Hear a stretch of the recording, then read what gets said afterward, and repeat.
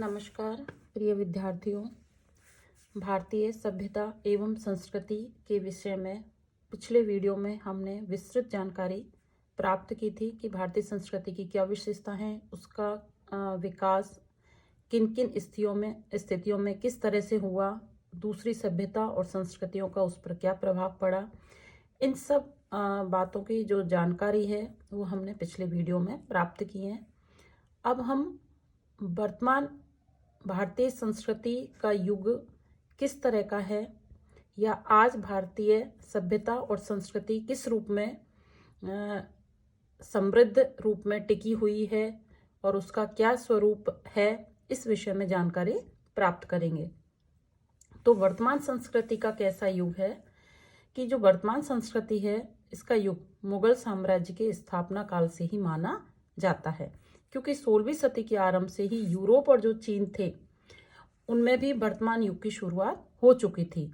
और भारत के वर्तमान काल में मुगल जो बादशाह अकबर थे वो एक शक्तिशाली सम्राट माने गए हैं और उस जो अकबर थे उन्होंने अपनी योग्यता और मौलिक सूझबूझ के कारण अनेकों जो दक्षिण के कुछ प्रांत थे उनको छोड़कर संपूर्ण जो भारत था उसको राजनीतिक सूत्र में बांध दिया था। और हिंदू राजपूत राजा जो थे उन्होंने महाराणा प्रताप सिंह ने आजीवन अकबर से लड़ते रहे, लेकिन अकबर में भी प्रताप की जो वीरता थी वो बहुत अधिक प्रतापी थे।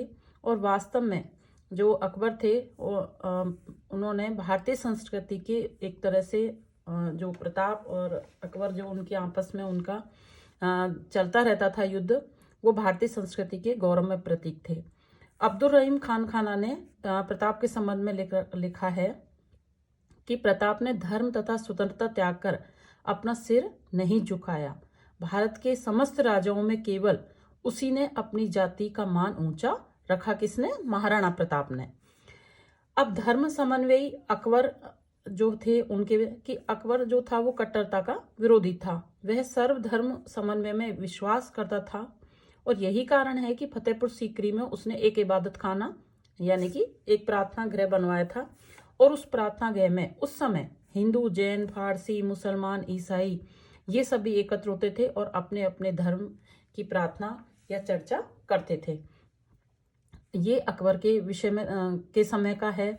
मराठा राज्यकाल में क्या था कि उस समय मराठा शक्ति का जब अभ्युदय हुआ तो महाराजा जो शिवाजी थे वो हिंदुत्व के गहन जो विचार थे उनसे ओतप्रोत थे और उन्होंने रामायण महाभारत की कथाएं सुन सुन करके भारतीय संस्कृति के वो उपासक बन गए। और भारतीय सभ्यता एवं संस्कृति की इस प्रकार से मराठा काल में रक्षा हुई। अब 18वीं सदी का जो भारतीय समाज था वो कैसा था कि इस काल को हम हिंदू संस्कृति का एक तरह से उत्थान कह सकते हैं, क्योंकि 15वीं और 16वीं सदी में रामानंद, कबीर, नानक, सूफी संत, चैतन्य, सूर, तुलसी, मीरा, रामदास, तुकाराम, इन वाणियों में जो धार्मिक उत्थान की भावना थी उसी के कारण से हिंदू संस्कृति के एक तरह से इसको पुनरुत्थान का युग आया। और इस समय तक भारत में अंग्रेजी राज्य की स्थापना भी हो चुकी थी। यद्यपि अकबर के समय से ही जो अंग्रेज पादरी थे उनका भारत में आना प्रारंभ हो गया था। 18वीं सदी के आधे आते तो अंग्रेज जो जाति ने अपने छल और बल के कौशल से भारत को अपने उसमें जकड़ लिया था या अपना भारत पर साम्राज्य स्थापित कर लिया था।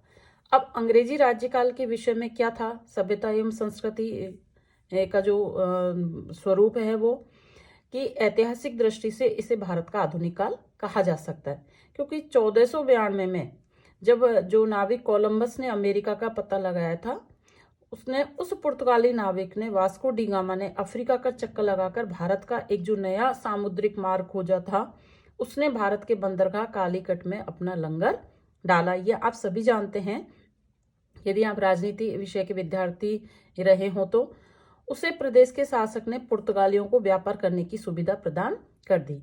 इसके बाद जो यूरोपीय व्यापारी ने तथा साहसिक नाविकों का भारत में आने का तांता लग गया था, जिसने भारत के जो इतिहास है उसको बदल डाला। हॉलैंड के जैसे डच, फ्रांस के फ्रेंच, इंग्लैंड के अंग्रेज यहाँ व्यापार के लिए आने लगे और इन सभी ने अपना साम्राज्य स्थापित करने की भारत में होड़ लग गई, जिसमें जो अंग्रेज हैं वो जीत गए, भारत में पैर जमाने में सफल हो गई और 1858 से तो भारत का शासन इंग्लैंड के बादशाह के नाम पर वहाँ की पार्लियामेंट ने संभाल लिया तथा वहाँ का जो सम्राट था वो भारत का महाधिराज कहलाने लगा। अब अंग्रेजी शासन जब भारत में आ गया तो उससे भारतीय जनजीवन पर क्या प्रभाव पड़ा कि इससे एक अद्भुत प्रभाव पड़ा भारतीयों पर कि एक तो यहाँ पर व्यवस्थात्मक तथा संगठनात्मक एकता का सूत्रपात हुआ, जिसके 3 कारण थे। पहला कारण था यातायात और जो आवागमन के वर्तमान वैज्ञानिक साधन जैसे रेल, तार, डाक, टेलीफोन, इनमें वृद्धि हुई। संगठन और समुचित जो प्रबंधन है वो इसका दूसरा कारण था। अंग्रेजी शासकों ने बड़े बड़े संगठन बनाने और व्यवस्था बैठाने की एक अपूर्व शक्ति थी। तीसरा कारण था कि उनमें अनुशासन की प्रबल भावना और जाति प्रेम तथा राष्ट्रीय चरित्र था। तो ये तीनों ऐसे कारण थे जिससे जो अंग्रेज थे उन्होंने भारत को अपने अधिकार क्षेत्र में ले लिया। भाषा और साहित्य तथा धर्म के विषय में कि अंग्रेजी जब राज्य के समय भारत के जो राज्य तथा शिक्षा की जो भाषा थी वो अंग्रेजी हो गई।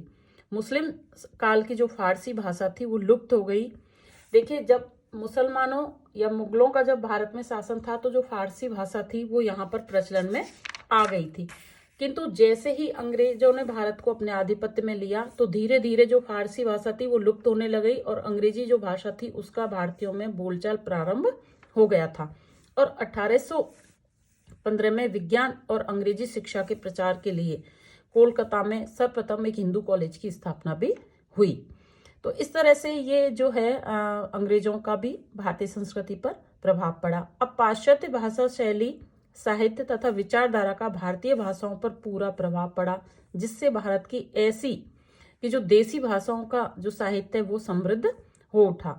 हिंदी में प्रेमचंद, जयशंकर प्रसाद, निराला और महादेवी का नाम आपने सुना होगा।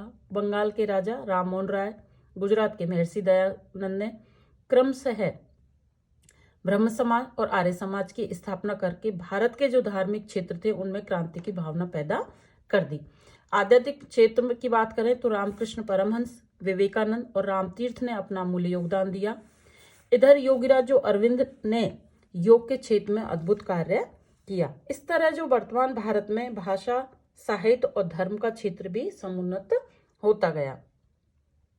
सामाजिक जीवन में परिवर्तन की दृष्टि से देखें तो सामाजिक जीवन में बहुत परिवर्तन हुआ। भारत में जो वैज्ञानिक साधनों का है वो प्रचार बढ़ा। उद्योगों के क्षेत्र में क्रांति का सूत्रपात हुआ। रेडियो के साथ ही सिनेमा ने समाज को बल दिया। जीवन निर्वाह के जो साधन थे बदलने लगे। विद्युत के प्रकाश तथा उपयोग ने समाज में एक अद्भुत क्रांति कर दी। समाचार पत्रों ने भारत की वैचारिक क्रांति में योग दिया और जनता गांवों से उखड़कर नगरों की तरफ आने लगी। इन सब का प्रभाव बड़ा क्रांतिकारी था। बाल विवाह, वृद्ध विवाह, विधवा जीवन, दहेज प्रथा, इनको अभिशाप माने जाने लगा और जाति व्यवस्था तथा छुआछूत का विरोध होने लगा। स्त्रियां भी इस समय चार दीवारी से बाहर आ गई और पुरुषों को सामाजिक और राजनीतिक जीवन में वो भाग लेने लगी। लेकिन जो संयुक्त परिवार की प्रथा थी वो टूटने लगी। इस तरह भारत में सामाजिक जीवन में एक नया दृष्टिकोण अपनाया गया। अब 20वीं शताब्दी का यदि हम बात करें तो ये एक तरह से जागरण काल है कि सन 1914 से 18 तक जो प्रथम महायुद्ध यूरोप से लड़ा गया, उसके बाद से संसार के जो सभी देश थे, सभी जातियां थी, सभी मान्यताएं वर्तमान वैज्ञानिक साधनों के कारण परस्पर एक दूसरे के इतने समीप आ गए कि विश्व एक परिवार के रूप में संगठित होता दिखाई देने लगा। भारत में भी जो पुरानी मान्यताएं और रूढ़िगत संस्कार उनमें परिवर्तन हुआ और भारत में एक नवीन सभ्यता और अभिनव संस्कृति का उदय हुआ।